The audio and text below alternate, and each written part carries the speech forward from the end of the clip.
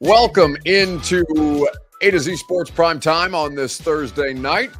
Thanks for hanging out here with us. A week's going fast, it feels like, because we've had a lot to talk about. We continue to evaluate the Titans draft class. We're going to talk about position groups that have been fortified, holes on the roster that still exist, and players who should be competing for jobs right out of the gates. We're very happy to have you in. Hope your day has gone smoothly. Looking forward to the discussion tonight because for all the different people that have asked me about what I think about the Titans draft class, I was having a conversation earlier today before the show started, was out running some errands, ran into some people, was talking about the Titans, obviously, given that the draft just happened. And, continuously it's either what's your grade or how do you feel or how'd they do, and my answer is to kind of shoulder shrug and say, yeah, they got a lot of things that they needed, but it's not terribly sexy, the Titans draft, and that's fine. This doesn't have to be a sex appeal draft. It was a very fun free agency period, but for what you are building the bulk of your roster out of, you needed a bunch of fundamentally sound things.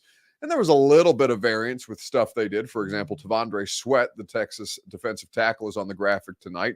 That was probably the highest risk pick that they made, but you're always going to have those kind of propositions in the draft. And certainly for what the Titans needed and what they added, you understood the direction that they went. So we're going to get into that and talk about day one starters, people that should be competing for roster spots right out the gate. B-Bird says the Twitch notification worked today. I think it's your way of getting me to watch twice when I join midway. Well, either way, we hope that the notification system is working on YouTube and Twitch for you guys. And for those of you who are starting to trickle in, as we see more of you join us, you can share this show around on Facebook, YouTube, Twitter, and on Twitch. Wherever you are spending your time with us, we'd be happy to have you. If you're hanging out on Twitter, please retweet the show. It's in the bottom right-hand corner of your screen.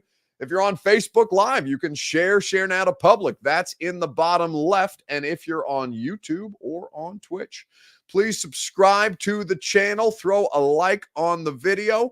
Kyle says, love the new time. Yes, it's a 7 o'clock prime time program, the way that we're running things now. So we're happy that it works better for you. It's great that it works better for me. So everybody is in a good spot, and we'll work our way through these things together. So we've got day one starters, we've got positions of need, and we've got a gone viral video for you at the end of the program. Let's go ahead and get this thing started. Welcome into A to Z Sports Prime Time on this beautiful Tuesday night from the Zen Sports Studios. I'm your host, Buck Rising. If you're new to the show, I'm proud as always to be presented to you by the great people at TrueMath Fitness. TrueMath Fitness in the Gulch is where you go to get the best possible workout, to get your first workout free, to try all their great offerings for yourself. Go to TrueMathFitness.com today. Two Rivers Ford, the South's most trusted Ford dealer, also the presenting sponsor of the live show with Greg Cosell and Rand Carthon on Friday. Two Rivers Ford in Mount Juliet or online at tworiversford.com.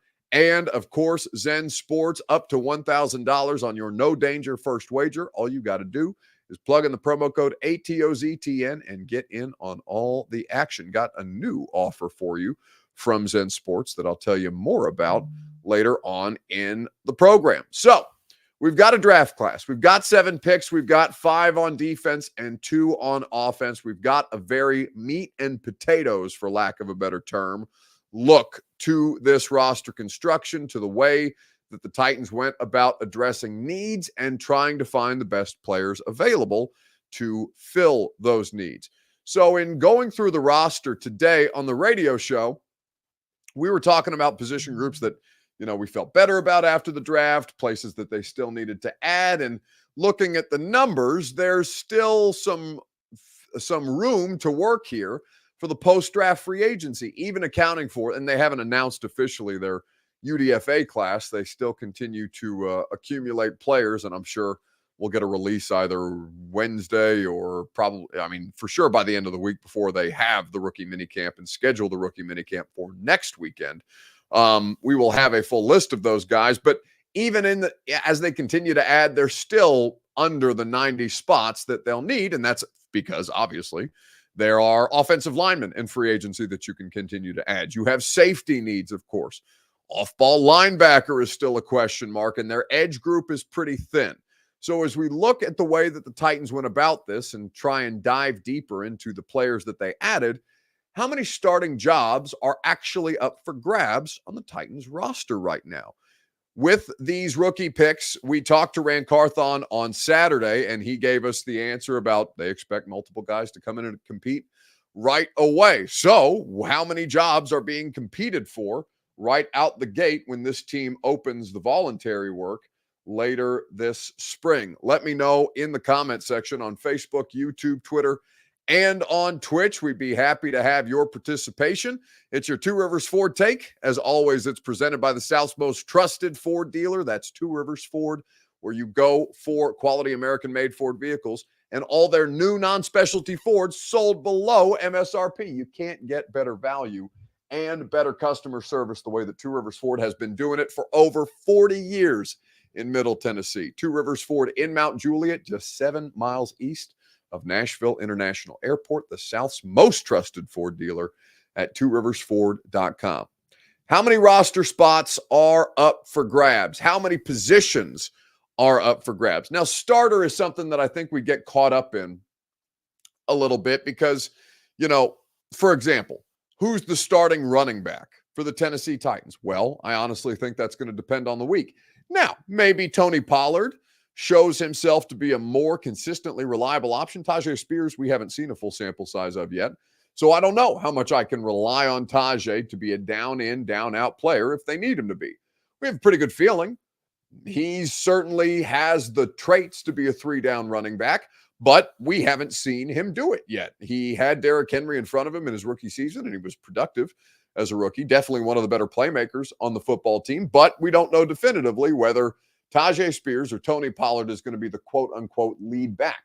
There may not be a lead back. There may be a lead back on any given week. And so starters, in that sense, what personnel grouping do they come out in? Are they starting with 3 wide receivers, or are they starting in 2 tight end sets? Are they coming out in their base defense, or is their base defense now nickel? Are 3 corners a part of the starting rotation, or is that something that they're going to vary on depending on the multiplicity of the defense that they want to play? So, you can have a little flexibility. You can have a little wiggle room on this stuff. There's some room for nuance here.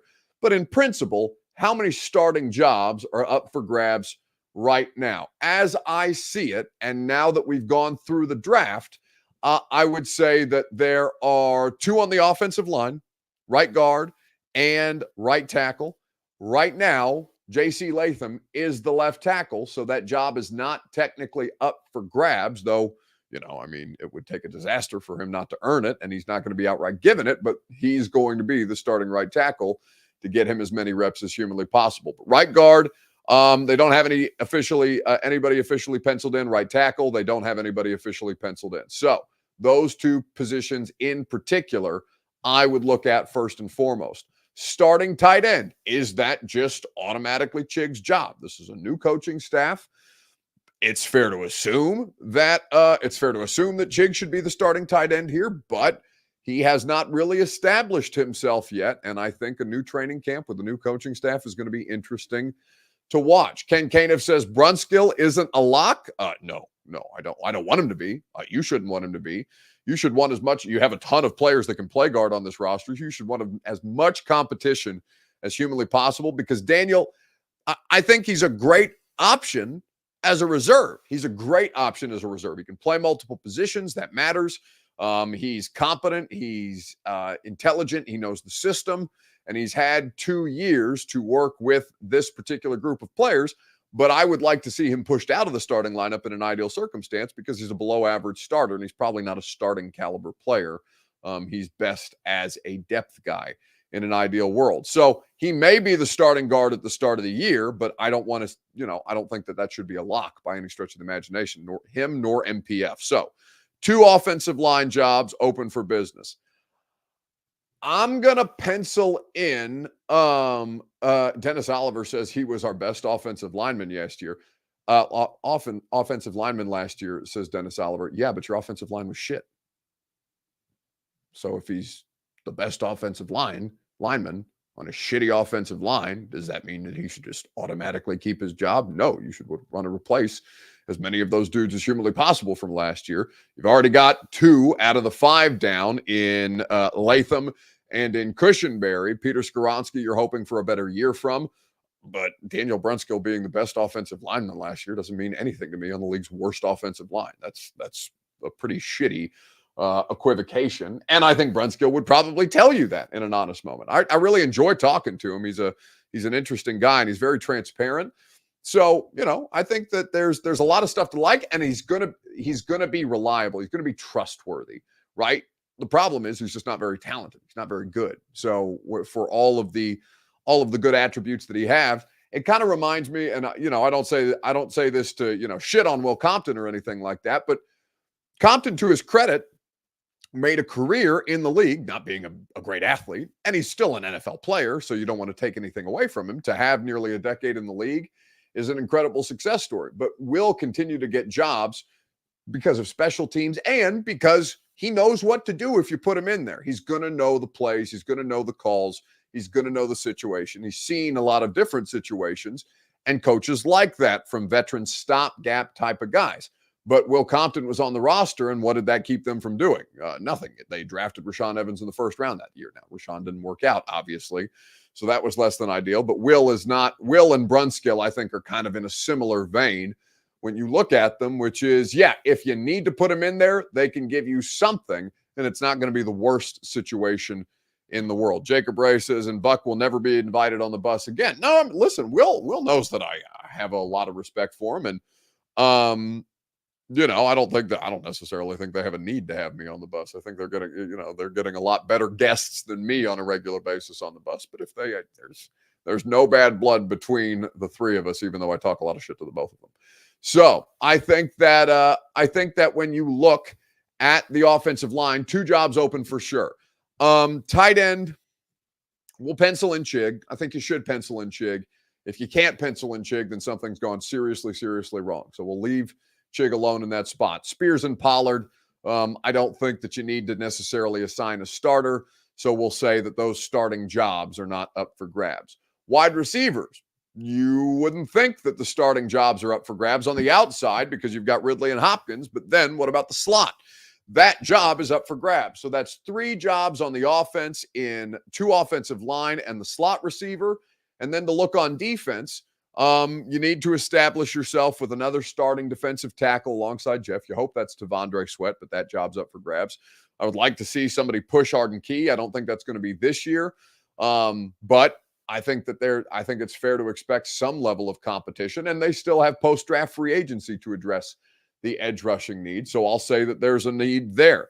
Off-ball linebacker job very much up for grabs, and then starting safety because your corner rotation is unlocked. So I'll say that 7 total jobs at this point are available for competition. And it's not like every position won't have some degree of competition, some degree of roster backup that you want to see them work through. But for the most part, you have a good feeling about a lot of the players that are in place. 7 jobs out of 22 theoretical starting roles here. Save the kicker, the punter, and the returners, though those matter, obviously, and we'll see how those competitions play out. You do have a kicker. You do have a punter. Well, hopefully Stonehouse will be healthy by the time training camp rolls around. Sounds like it's going to be a little later play on that as he works to get his plant leg right. So with all that being said, I identify 7 jobs on the Titans roster that have legitimate competition opportunities. One of those in particular is the left tackle, or it could be the left tackle, provided that J.C. Latham doesn't secure that, though we think that's going to be on lock. Now, could you always add help there? Absolutely. I think that the edge group is probably the weakest. I would also put the offensive line in that discussion because you're still looking for veterans that can come in here and help this group right away.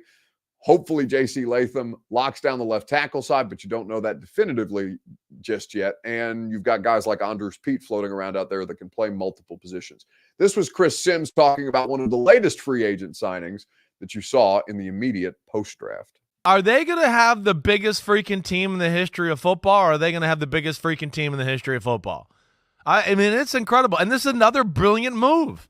It's just depth with an extremely talented guy who hasn't been able to stay healthy.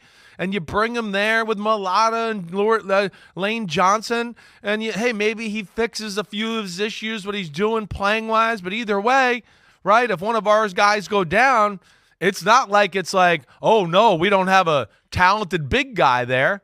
I mean, it's incredible. It really is. It's just one after another. I mean, they're gigantic across the board.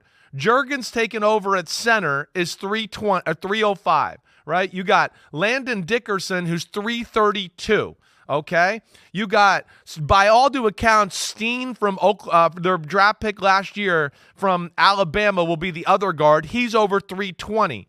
And then you get to Mailata, who is what? I just want to make sure I got it right here. 365 with Lane Johnson dancing right under 330. Are you kidding me? Like, yeah, if you're in the NFC East, you better have some big boys playing defensive line because they're going to blow you the hell out of there in Philadelphia with that O-line. So that's Chris Sims speaking about Mekhi Becton signing with the Eagles, right? Those are the kinds of post-draft free agency moves that you can expect, and you'll see guys like that go very, very quickly now that teams have obvious holes and the draft has concluded. A to Z Sports Prime Time is presented by TrueMath Fitness in the Gulch. Go to TrueMathFitness.com for your first workout free as a Middle Tennessee resident. No workout recycled or repeated. TrueMath Fitness is there to put you in position to succeed. I go on Fridays. They do a little something for the personal training crowd called Arm Farm Fridays, and that workout is a killer, but the results have been excellent. I always love my time at TrueMath, group classes, personal training. Just to be able to work out when I want with my TrueMath Fitness membership is also great because they have a top-notch facility, and it's very close, conveniently located in downtown Nashville in the Gulch. Go to TrueMathFitness.com for that first workout free. So, looking at the jobs, I feel like there's 7 available that are up for grabs. Steven Rodriguez points out that they have about $30 million. I haven't looked. I probably should today or tomorrow look at over the cap and see the kind of salary cap situation. So Titans in effective cap space have about 25.5 to budget for rookie contracts that haven't been signed yet. Because remember, these players have not yet agreed to their rookie deals. They haven't been signed to their rookie deals, though you'll see guys agree to terms over the course of the next couple of months leading up to training camp. So 25.5 is probably the more accurate number, and that still puts you top 4 in the NFL in effective and available cap space at this point. Pats, Commanders, Jags, and then Titans have some legitimate resources to play with, and they're not going to cut anybody at this point, so that's basically the money that you have to work with, and that can go out and add some quality. That can work to your advantage, and a veteran edge rusher and bringing in some additional depth at wide receiver or the offensive line. And you still have some needs in a couple of different places that, as training camp plays out, you may not be satisfied with your options, and players who are longer in the tooth that don't want to go through training camp will also be available to you as the summer wears on. So you feel pretty good about the situation that the Titans are in. Even if you didn't love their draft or didn't love the value of their draft, they're still in a good spot to continue to add depth to these positions of clear and obvious need. So with that being said, how many rookies do you think are capable of claiming the starting job? So again, the draft class, 7 picks, 5 on defense, 2 on offense. J.C. Latham, you go then to Tavondre Sweat, Cedric Gray, the linebacker out of North Carolina. You don't have a ton of wiggle room in this particular draft class, because then you go to Jaquan Jackson, the wide receiver out of Tulane. You've got James Williams, the linebacker, formerly a safety from Miami, and then Harrell, the edge rusher from Michigan.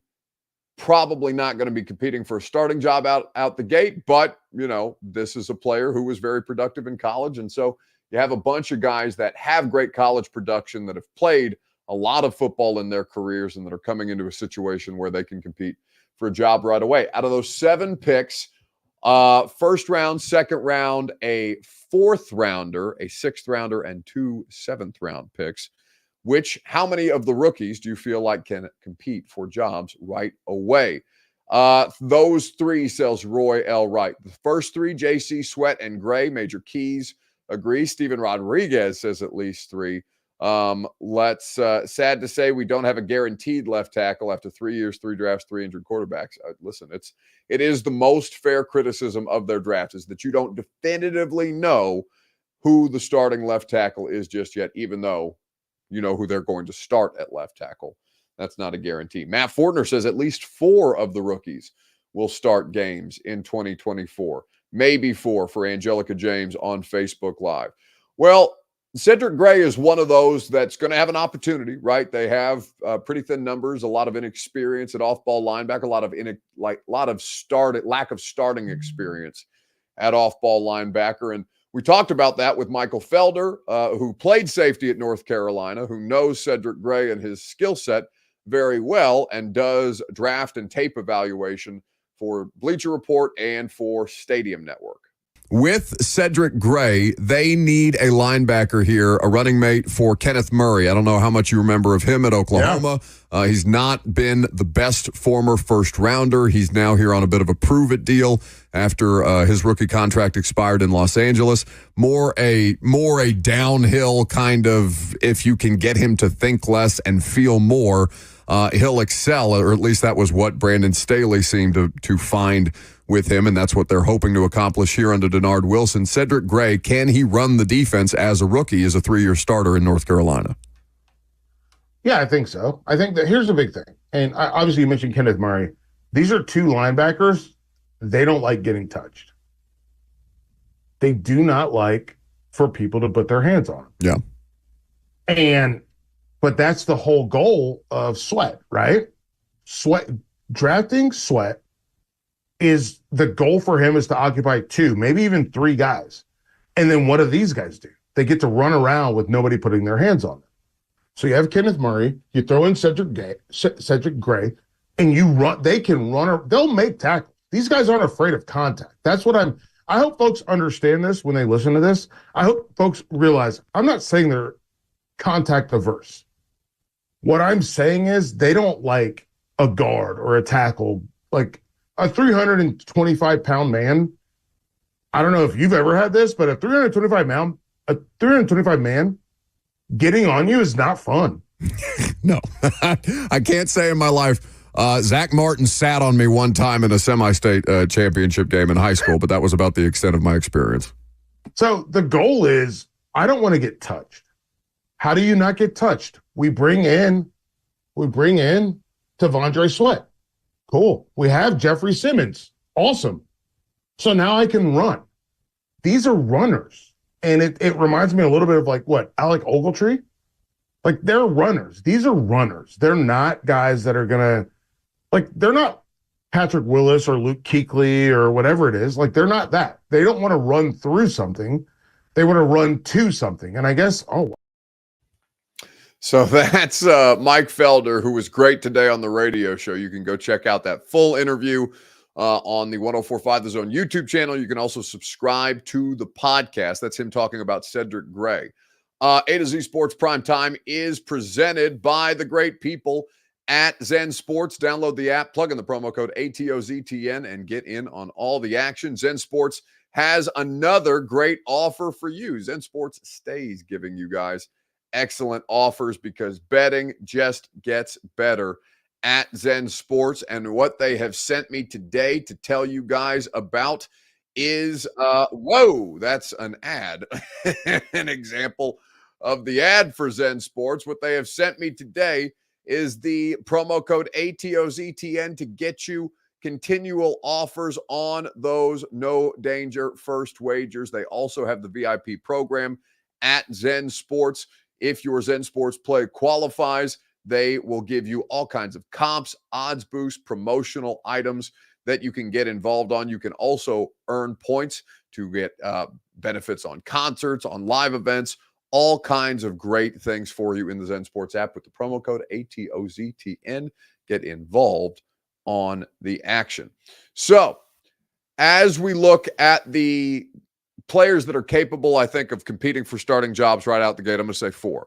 Latham, Sweat, Gray, Jackson. The wide receiver, I think he's capable of starting day one. I think he's capable of pushing Kyle Phillips potentially off the roster, if not to the practice squad. I think that Jackson, provided that they keep him healthy and upright, because he's got the same problems as Kyle Phillips as far as his size. If he gets hit squarely, he's going to get blowed up, and it's a big man's league, and he's not a very big man, but he's tough, he's physical, he's aggressive, he's excellent in the return game, and he is going to give them a dynamic that they require in the slot that requires a degree more of durability. So whomever remains durable enough to play in the slot would be ideal. Now, ultimately, if you could get, Kyle Phillips through the practice squad, get Mason Kinsey off the roster, for example, that would represent an upgrade, right? That's what you're trying to do year over year. But I think Jackson is going to push some people down the depth chart, which you should feel pretty good about, especially if a 6th-round receiver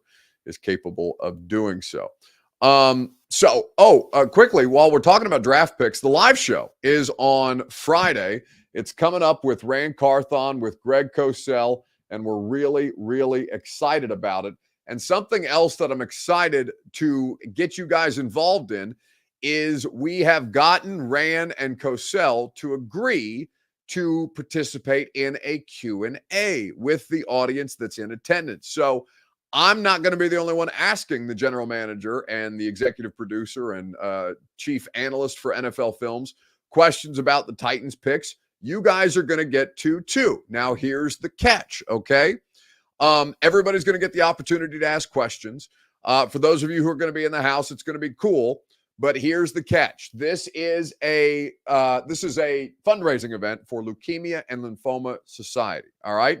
And so in order to help us raise some money, I was trying to think of creative ways to get you guys incentivized to donate. So what I'm going to do is we're going to open the floor up to 2 Q&A sessions, one with Rand and the other one with Cosell. What I'm going to do is I'm going to say anybody can ask a question, but those of you who donate, and I'm keeping a list, I get live updates to my phone every time one of you donates, and I'm going to keep that list for the people who are going to be walking around with the microphones. I'm going to prioritize those of you who donate to Leukemia and Lymphoma Society, because they're out here doing the great and important work of helping find cures and therapies for blood cancer. You're going to hear, you guys, how many, and I'm, it's not like we can do a show of hands because I can't see your hands, but for those of you who have been watching the primetime show long enough, the more competent producer that I had before we got Bert, his name is Producer Reed. Producer Reed, many of you know because he worked with me for the first 3 or 4 years of this show. Get out of here, Bert. Get that out of here, Bert. Not till the end, Bert. Damn it. See, this is why Reed is better. Producer Reed beat Hodgkin's lymphoma. All right. Reed beat blood cancer, and he's dealt with a ton of different health issues as a result of his work through Hodgkin's lymphoma. But he came out on the other side. He's in remission, thank God. And Reed is going to speak to the audience at the Install Live show because it is in an effort. He nominated me to run for their Visionary of the Year campaign to try and raise money. And so that's why we have dedicated the live show to blood cancer research and for fundraising there. So we are going to allow those of you who attend to ask questions, but those of you who donate, I'm going to prioritize at the live event. So what I'm going to do is I'm going to drop the link in the chat for you right now to donate to our Visionaries of the Year campaign in the YouTube, the Facebook, the Twitter, and the Twitch chat for you guys to get ahead of the rest of the people, because I'll put out a call in real time when Rand is on the stage. But if you want to get to the front of the line to ask the GM your questions, you can get that opportunity right now. I'm not saying you have to. We're not trying to stick you guys for more money for those of you who paid money to come to this event. But I do think it's a great opportunity to raise some additional funds for a really, really important cause, one cause that means a lot to not just me, but to you guys, because Producer Reed made this show great for a long time. He's gone on to do bigger and better things, and we're excited for him, but he's taking time out of his schedule to come speak to the audience at the live show in one of the intermissions. And so the least that we can do is help to raise some additional funds for Leukemia and Lymphoma Society. Vernon Sanford says, you're fleecing us. Well, yeah, but I'm fleecing you for cancer research, I'm fleecing you for cancer research. At least if I'm going to fleece you for anything, it's going to be for a good cause, okay? Know that it comes from a good place, and I'm just trying to think of creative ways to, get you guys to be a little more generous. That's how it goes. A lot of you have, and a lot of you guys have personal stories. For example, Royale Wright says, my mom didn't make it through leukemia. So you know how awful it can be, how much progress they've made in terms of the treatment therapies, and how many success stories there are. But for those of us who have dealt with incredible losses in our life, either family, friends, loved ones, because of various types of blood cancer, this is a great way to make sure that we can prevent further loss of life in as many ways as humanly possible. So that's my spiel. I'll get the list. I challenge one of you, at least one of you, to donate by the end of the show today so that I can start to build my list for those of you who will be asking Rand Carthon and Greg Cosell questions at the live show on Friday. Bossman Jem says, Buck, why not live stream for us that can't make it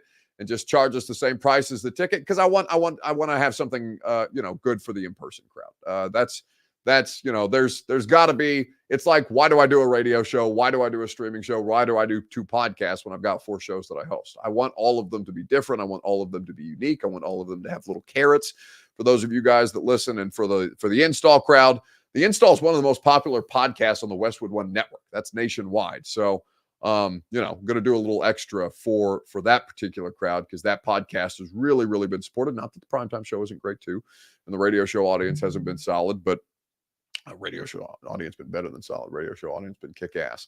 But, we're just trying to do something unique for each of the audiences, and that's something that's particularly special for the in-person crowd who can participate in that, because it's a local event. So we're trying to do something extra special for the locals.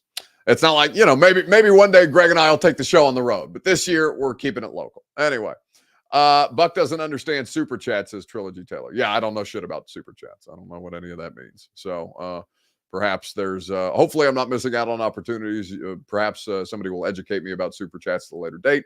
But in the meantime, that is the situation that we've got. Joshua Mullen says the link isn't working. Bert, maybe you can have better success with the link if you would be so kind. Let me see if this link doesn't work a little better for those of you that donate. I think this might be the I might have clicked the wrong link. There, that's the right link. That's the donation page. That's the one that specifically goes to our campaign. It's going on Bert's OnlyFans. Yes, indeed. OnlyFans. Producer Reed would have helped you, says Brian Spivey. Yeah, Producer Reed would have done that better than I did, which is why I am not good at this. This is why I need Bert and Reed, because I am incapable of doing all of this stuff on my own. And I'm very grateful for everybody's help, except for Bert. Bert's not very helpful. Either way. So you can click that link, the link that I just dropped in the chat. I'll keep a list of those of you who are going to ask questions, and I'm going to give this list to our promotion director, Rich Ferris, on the night of the event. And so those of you that have donated to Leukemia and Lymphoma Society to help us raise money for this great cause, there will be opportunities the night of, so you don't have to do it right now. And I'll remind you on Wednesday and on Thursday during the primetime show too. But this is for those of you who want to get to the front of the line, which is great. All right, so we will keep it moving, and we'll wrap things up with a Gone Viral video. There's a lot of fun playoff series going on right now in the NHL and the NBA, and always there's great content to come out of the Inside the NBA cast. We're going to get to a great clip from Charles Barkley here in just a second, right after I remind you that the folks that present the primetime show are the Ashton Real Estate Group of RE/MAX Advantage. Don't sell without the intel, the official real estate agent of the Preds that have a Game 5 playoff game tonight. Go to GaryAshton.com for more information. So what is the best video that I saw on the internet this week? Well, that's obviously Charles Barkley talking about the Pelicans getting eliminated. Disappointed in New Orleans. Where they going, Chuck? Galveston. That dirty ass water. We're not even gonna sit in the Cancun. We're gonna sit in the Galveston with that dirty ass water be washing up on the shore. You people think they're in the beach. Y'all located, we y'all gonna send y'all to Cancun. Y'all drive y'all quit. Drive your ass down to Galveston. Come on, man. So they're not taking a little. Come on, they didn't even try, man. No, we're not getting them no plane ticket to the beach. We sitting there as to Galveston, Texas, right where that dirty water washed up on the beach. They can't even get in the water. Come on, man. Oklahoma City, 108-85 in Game 3. It's